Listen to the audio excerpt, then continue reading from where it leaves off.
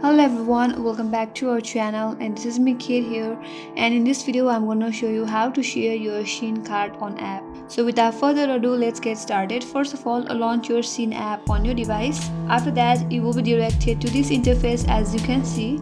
And now in order to share your Shein cart on app, first of all you have to select the product that you want to share and then add those products to the cart. Here I have added few products to my cart. After that, at the bottom of your screen you will see cart option and near your profile icon, so tap on that cart icon and you can see I have added all this product to my cart. What do we have to do is transfer all this product to the board in order to share all product at once to our friends or family. We can simply share each product at a time by copying its link and sharing, but that will be quite a difficult task. So we can all share them at once. And now we will be transferring these items to wishlist by just tapping on this heart icon that you will see just behind this product.